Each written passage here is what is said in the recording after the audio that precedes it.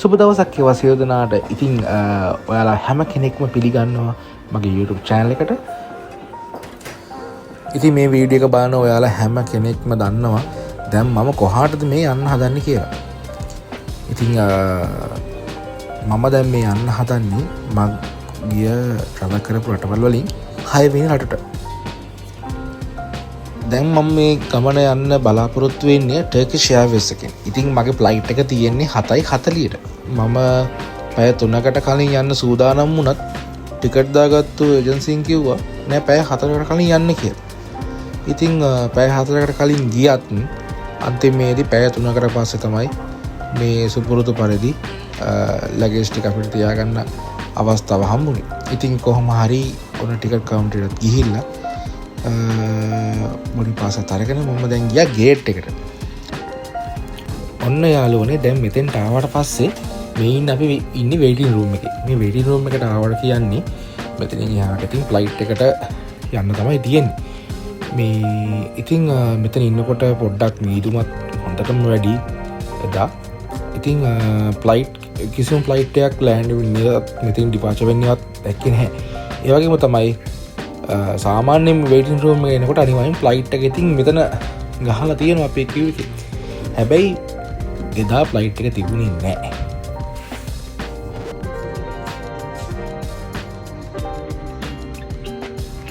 ඉතින් අපිට දැනගන්න ලැබුණා ෆ්ලයිට් එක තියෙන්නේ මේ වෙලාවේ ඉන්දියාවේ කියලා. ඉතින් ඒ වෙලාවෙන් චුට්ටක් බයත් වුණා. මොකද මගේ ඊළඟ ෆ්ලයිට් එක 6:10ට ටර්කි වලින් ගන්න තියෙනවා.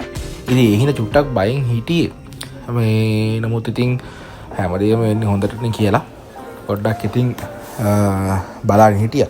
ඉතින් අපිට කිව්වා මෙතනින් එළියට යන්න. ඒවල එළියට ගිහලා කාලා බීලා ටිකක් රිලැක්ස් වෙන්න. එයාලා අපිට කැම රෙඩි කරලා තියනවා කියලා කිව්වා රෙස්ටොරන්ට් එකක. ඊට පස්සේ අපිට අපි එළියට බහලා යන්නකොට තමයි දැක්කේ මේ ෆ්ලයිට් ඔක්කොම ඩිලේ. එක ෆ්ලයිට් එකක්වත් මේ ඩිපාචර් වෙන්න බෑ. මොකද වෙදේ එක නිසා සිග්නල් ප්‍රශ්නයක් තිබිලා තියෙනවා. ඉතින් අපිට වෙලාවක් ඒගොල්ලෝ දැනුවත් කිරීමක් කරනකම් එයාලා අපිට කිව්වා යන්න මේ රෙස්ටොරන්ට් එකට ගිහිල්ලා බෝඩින් පාස් එකේ කඩපු කෑල්ල දෙන්න. එතකොට එයාලා අපිට මීල් එකක් දෙනවා කියලා. ඉතින් අපි ආවා. මට මෙතනින් හම්බුණා රෂියන් වලට යන කෙනෙක් සහ ජර්මන් වලට ෆින්ලන්ඩ් වලට යන යාළුවෝ දෙන්නෙක් සෙට් වුණා. ඉතින් එයාලත් එක්ක මම ආවා හොටෙල් එකට, රෙස්ටොරන්ට් එකට. ඉතින් රෙස්ටොරන්ට් එකට ආවට පස්සේ මෙන්න මේ ටිකට් එකේ කෑල්ල අපි මෙතෙන්ට දුන්නට පස්සේ අපිට අපේ මීල් එක හම්බ වෙනවා. ඉතින් මීල් එකේ තිබ්බේ සෑන්ඩ්විච් එකයි වතුර බෝතලයයි. ඊට පස්සේ අපිට පෙප්සි එකක් ගන්න පුළුවන්කම තිබ්බා. තව කේක් කෑල්ලක් තිබ්බා. ඉතින් ඔය මීල් එක තමයි අපිට හම්බ වුනේ. ඉතින් ඔය මීල් එකත් අරගෙන ඉවරනත් එක්කම අපිට ආයි මැසේජ් එකක් ආවා. අපේ ෆ්ලයිට් එක 11 මාට නැවත ආපහු පිටත් වෙනවා. ඉතින් ඒ නින්දා ගේට් එකට එන්න කියලා. ඉතින් අපි ඊට පස්සේ කෑමත් අරගෙන වොෂ්රූම් ගිහිල්ලා ආපහු ගේට් එකට පිටත් වුණා.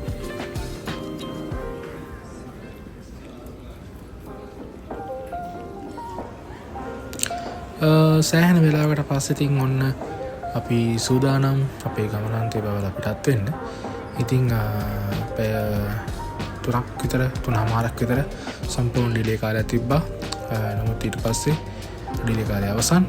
දැන් අපේ 11 මාට විතර අපි ලංකාවේ පිටත් වෙන්න සූදානම්.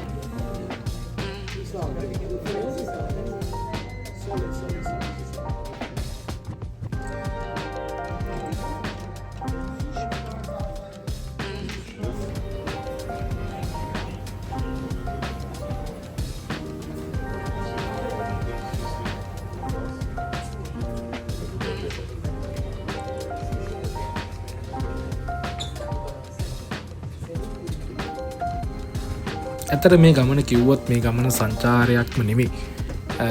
ජීවිතේ අවුරුදු 6ක් කාලයක් මම ගොඩක්ම මහන්සි වෙච්ච ගමනක් තමයි මේ යන්න සූදානම් වෙන්නේ.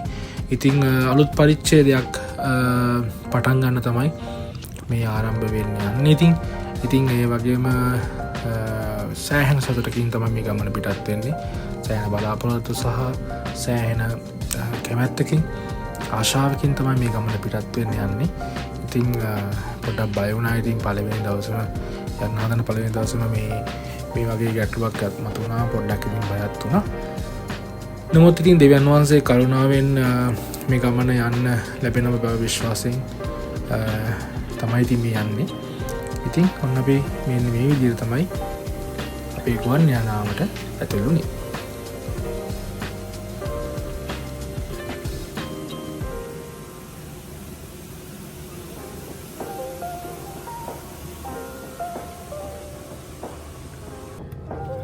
මේ ගුවන් යානාව එයා බස් වර්ගයේ ගුවන් යානාවක්. ඉතින් ඔයාලට බලන්න පුළුවන් මේකේ මැද පේලියත් ශිල්පෙලියක් තියෙනවා.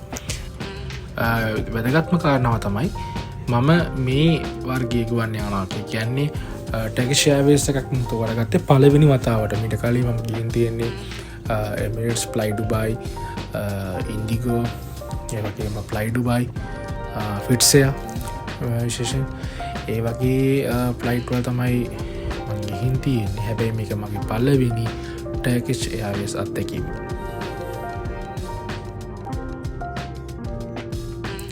හැබැයි ඉතින් ඇත්තටම කිව්වොත් මොන ෆ්ලයිට් එකේ ගියත් ශ්‍රී ලංකන් කියන්න තාම අවස්ථාවක් ලැබිලා නැහැ. මේ මොකද දාගන්න හැම දවස්වලම ඒකේ පොඩ්ඩක් ගාණ වැඩි. ඉතින් බජට් එකත් බලන්න පැණි අපි ට්‍රැවල් කරනකොට ඊළඟ ඩෙස්ටිනේෂන් එකට. ඉතින් ඔන්න ඔහොමයි ලංකාවෙන් පිටත් වුණේ. ඔන්න ලංකාව ඔන්න ඔය විදිහට තමයි ගුවන් යානාවක නැගලා එයාපෝට් එකෙන් පිටත් වෙනකොට ලංකාව පේන විදිහ තමයි ඉතින් ඔයාලට මේ මම වීඩියෝ කරලා තියෙන්නේ. ඉතින් බලන්නකෝ.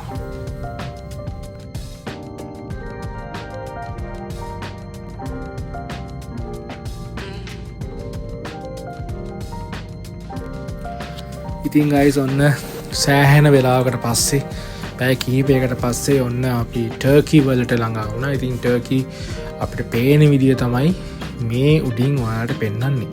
ඉතින් බලන්නකෝ එක ගහක් කොලක් තියෙනවද කියලා. ඔය උඩින් සුදු පාටට පේන්නේ අයිස් හිම වැටලා ඒ කඳු මුදුන් වල මේ තියෙන අයිස් තමයි ඉතින් ඔයාලට මේ පේන්නේ. ඉතින් බලන්නකෝ එක ගහක් කොලක් තියෙනවද කියලා. ඉතින් ඒ ඉතින් බලනකොට ලංකාව මොන තරම් ලස්සනද නේ. ඉතින් ඔන්න ඩුබායි ඊට පස්සේ හරහා තමයි අපි ඔන්න මේ ඉස්තම්බුලට ආවේ. ඉතින් මට හම්බෙච්ච මීල් එක තමයි මම ඔයාලට මේ පෙන්නන්නේ. බලන්නකො ඉතින් ඔයාලම මොනවද හම්බෙලා තියෙන්නේ කියලා.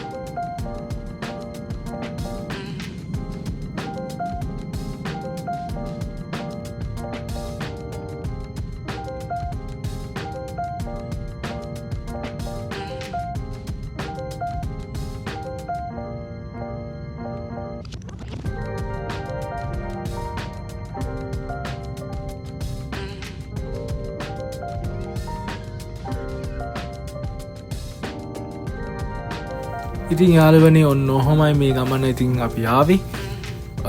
ඔන්න පැය කිහිපයකට පස්සේ අපේ ගමනාන්තය දක්වා අපි ළඟා වුණා. ඉතින් මේ ගමනාන්තය අවසන්වත් එක්කම ෆ්ලයිට් එකේ හිටපු හැම කෙනෙක්ම අත්පුල්සන් දීලා එයාලගේ සතුට ප්‍රකාශ කරා. මේ සාර්ථක ගමනාන්තයක් දක්වා ගෙනාව නිසා මේ ඉතින් ඔන්න ඔය විදියටයි අපි ටර්කි වලට ළඟා වුණේ. දැන් ඊළඟට තියෙන මිෂන් එක තමයි ඊළඟ ෆ්ලයිට් එකට යන එක. ඉතින් මට ෆ්ලයිට් එක තිබ්බේ 6:10ට. මම මේ වෙලාවේ මේ ටර්කි වලින් බහිද්දි වෙලාව 4:00යි. හරියටම ලෑන්ඩ් කරද්දි 4:00යි. දැන් මම 6 වෙනකොට මේ මගේ ඊළඟ ෆ්ලයිට් එක ගන්න මේ ගේට් එකට යන්න ඕන. ඇඳලා ඉන්නකො මොකද උනේ කියලා බලන්න.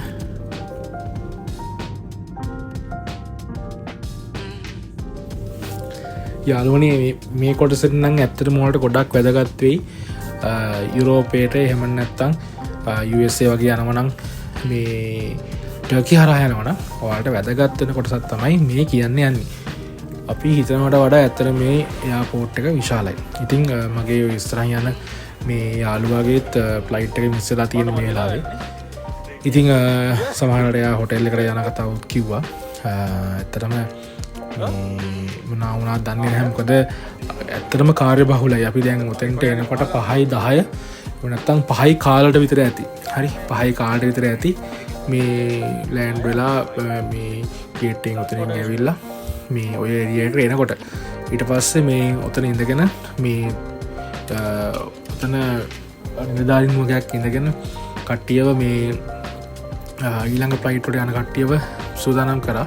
හැබැයි මේ දැන් අපේ ෆ්ලයිට් එක හොයාගන්න සම්බන්ධයෙන් කිසිම දැනුමක් කිරීමක් කොතනද කරේ නැහැ.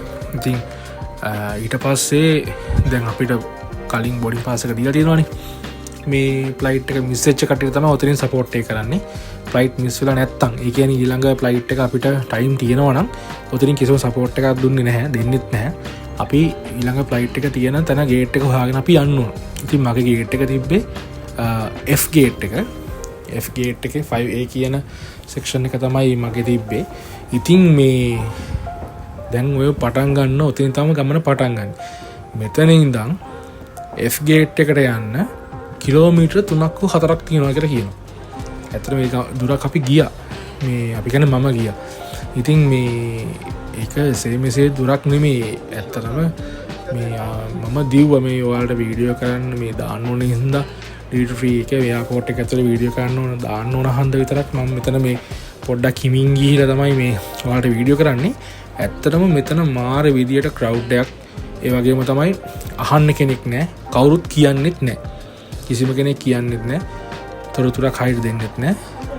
මේ අර ABCD කියලා අර පිළිවෙලට තියෙන හන්ද ඒ කවුන්ට් එක බලාගෙන ගමනක් යෑමක් තමයි තියෙන්නේ. කිලෝමීටර් 3ක් විතර යන්න තියෙනවා ඊළඟ ගේට් එකට. හරි. මේ ඇත්තරම වෙන රටකරන් සිංගප්පූරු, මැලේසියා, ඩුබායි වල වගේ නම් මෙට්‍රෝ බස් සර්විස් එකක් එහෙම නැත්නම් මොකක් හරිම සර්විස් එකක් තියෙනවා. අපි ඊළඟ ෆ්ලයිට් එකට එහෙම නැත්නම් ඊළඟ ටර්මිනල් එකට අරන් යන්න. හැබැයි ටර්කි වල අපිට ඒක හම්බුනේ නැහැ. මම කිලෝමීටර් 3.5ක් විතර මම ඊළඟ ෆ්ලයිට් එක අරගෙන ටර්මිනල් එකට දිව්වා.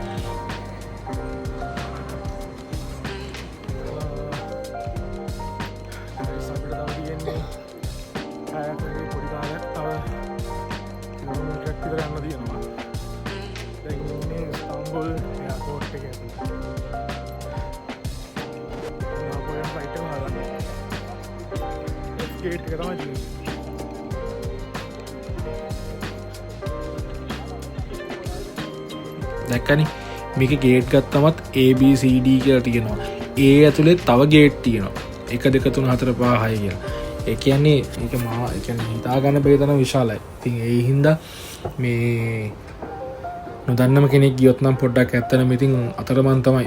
දැන් ඔන්න කිලෝමීටර 4ක් විතර 3මාරක් විතර ගියාට පස්සේ හරියටම 5:45 වගේ වෙනකොට තමයි මෙන්න මෙතෙන්ට ආවේ. ඔතෙන් දෙනකොට මේ ඔතෙන්ට ආව බස් තමයි මේ සැනසෙල්ලක් ආවේ. දැන් බලන්න මේකේ F1 F19 කියලා තියෙනවා. එතකොට එකේ ඉඳන් 19 දක්වා ගේට් වෙනම තියෙනවා. එතකොට මේ ඉතින් මේ හැම එකක්ම මේ ඉතින් හරි අවබෝධයෙන් යන්න ඕන. නැත්තම් මේ ඇත්තටම ඉතින් අතරමං වෙනවා. අතරමං වෙනවා කියන්නේ දැන් ෆ්ලයිට් එක මිස් වුණොත් මොකද කරන්නේ? මේ කිසිම කෙනෙක් මෙතන උපදෙස් දෙන්නත් මේ උපදෙස් ගන්නවත් කෙනෙක් නැහැ. ඉතින් ඒ එනවත් එක්කම F5 එකේ කට්ටිය පෝලිං වෙලා තිබ්බා මේ ඊළඟ ෆ්ලයිට් එකට යන්න. මේ ඔන්නෝමයි ඉතින් ඇතුළට ආවේ. මෙතනින් ඇත්තටම කිව්වොත් මේ කිසිම මේ චෙකින් එකක් මුත් නැහැ. මේ බෝඩින් පාස් එක ගත්තා. පාස්පෝර්ට් එක බැලුවා. මේ යන්න කිව්වා. එතනින් කිසිම චෙක් රිල්ලක්වත් මුකුත්ම ඩොකියුමන්ට් එකක් බැලුවේවත් වීසා එක බැලුවෙත් එහෙම මුකුත් බැලුවේ නැහැ. මේ බෝඩින් පාස් එක ටික කඩලා ඉවරලා මේ ඇතුළට යන්න කිව්වා. එච්චරයි. ඉතින් ඔන්න ඔහොමයි මේ දුවලා ඇවිල්ලා පැය 3:00 කතා පස්සේ ඔන්න කොහොම හරි මම ආවා ප්ලේස් එකට. තව දෙයක් තමයි දැන් අපිට මේකේ මේ ඊළඟ ගමනාන්තේ නැත්තම් ඊළඟ මේ ටර්මිනල් එකට යන්න අපිට ඒගොල්ලන්ගේ සර්විස් එකක් තියෙනවා. ඒක යුරෝ 30ක් වගේ මුදලක් දීලා මේ ගන්න පුළුවන්. එයාලා මේ සයිකල්ස් කියන්නේ ඉලෙක්ට්‍රික් සයිකල්ස් වගේ තියෙනවා. ඒ වල ඒක එයාලා එක්ක යනවා. හැබැයි යුරෝ 30ක් ගන්නවා. ඉතින් යුරෝ 30ක් දෙන්න ඕමනාවක් නැහැනේ. මේ ඒ ගානත් අසාධාරණයි. ඒ කියන්නේ මේ ඒ ගානට යන්න තරම් දුරක් එහෙමත් නෑ. ඒක අසාධාරණයි ගාන. නමුත් එයාලා ඒ අවස්ථාවෙන් ප්‍රයෝජන ගන්නවා කියලා තමයි මට හිතුනේ. කොහොම හරි ඉතින් මේ ෆ්ලයිට් එකට ආවා. ඔන්න හරියටම 6යි කාලා වගේ වෙනකොට අපි පිටත් වුණා මේ ටර්කි වලින් නාපෝලි වලට. ඔන්න ඒ ගමන තමයි දැන් ඔයාලට මේ පෙන්වන්නේ.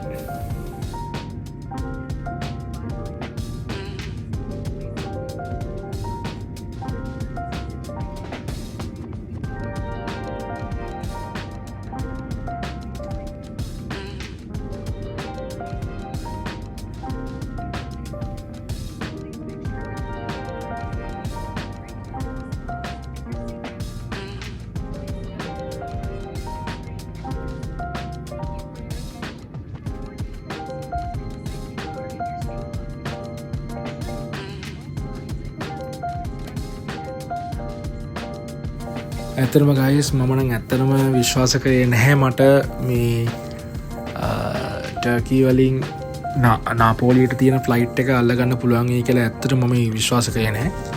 හැබැයි ඉතින් මේ මට වෙලාවට වෙන්න පුළුවන් වුණා. ඒ කියන සතුටුයි. ඉතින් අවසානයේදී කිසිම ප්‍රශ්නයක් නැතුව ගමන් මහන්සි තමයි. මොකද එයා අර ෆ්ලයිට් එකෙන් මේ බැස්සා. ඊට පස්සේ කිලෝමීටර් 3.4ක් දිව්වා. ඊට පස්සේ ආපහු අනිත් ෆ්ලයිට් එකට නැග්ගා. මේ ඉතින් එහෙම කරගෙන තමයි අවසානයේදී මම මේ ෆ්ලයිට් එක නැග්ගේ. ඉතින් අපිට තුර්කිය රාත්‍රී කාලේ අපිට පේන විදිහ තමයි ඔයාලට මේ බලා ගන්න පුළුවන්කම තියෙනවා. බලන්නකෝ.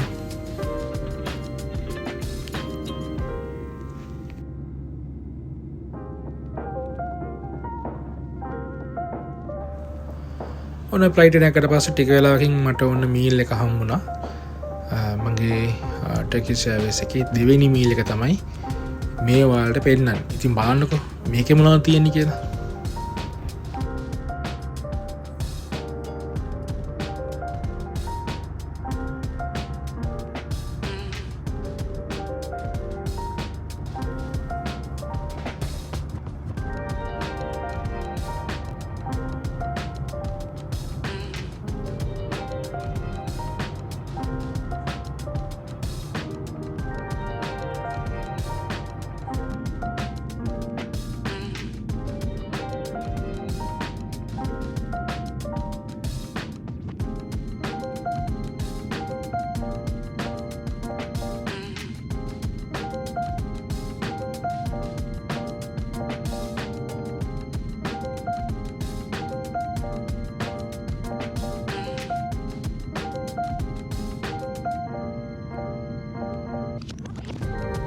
ඔන්න යාළුවනේ මම දැන් ඉන්නේ නාපෝලියේ. ඉතින් ඔයාලට පේනවද මෙන්න මේ ඈතින් පේන ලයිට් ටික ඔක්කොම මේ ඒ තියෙන නාපෝලි නගරයේ දර්ශනයක් තමයි ඔයාලට මේ බලා ගන්න පුළුවන්. ඔය ඈතින් ඔයාලට පේනවද දන්නේ මේ විසුවියස් කන්දත් ඉතින් ඈතින් පෙවුණා. ඉතින් ලයිට් එකත් නිමලා දැන් මේ ලෑස්ති වෙන්නේ අපි ගොඩ බාන තමයි මේ ලෑස්ති වෙන්නේ.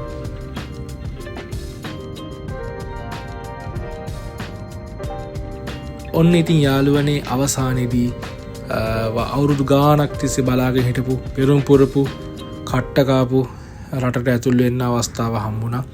ඉතින් අපි සාර්ථක පියාසරකින් අවසානයේ අපි නාපෝලියට ළඟා වුණා. ඉතින් මේ වීඩියෝ එක බලපු ඔයාලා හැම කෙනෙක්මට ස්තුතියි. ඒ වගේම තමයි ඔයාලා මේ වගේ රටකට යන්න බලාපොරොත්තු වෙමින් ඉන්නවනම් විශේෂයෙන් ඉතාලියට යන්න බලාපොරොත්තු වෙමින් කියනවා ඉන්නවනම් එයාගේ බලාපොරොත්තු වෙන සාර්ථක වෙන්න කියලා මම ප්‍රාර්ථනා කරනවා. මේ වීඩියෝ එක අනිවාර්යයෙන්ම ඔයාලට වැදගත් වෙයි කියලා හිතනවා, විශේෂයෙන් තුර්කිය හරහා එන ඔයාලට. ඉතින් හැමෝම මාව subscribe කරන්න. ඒ වගේම තමයි තවත් නාපෝලියේ වීඩියෝස් බලාගන්න මාත් එක්ක රැඳිලා ඉන්න කියලා සියලු දෙනාගෙන්ම ඉල්ලා සිටිනවා. එහෙනම් සියලු දෙනාටම සුබ දවසක්.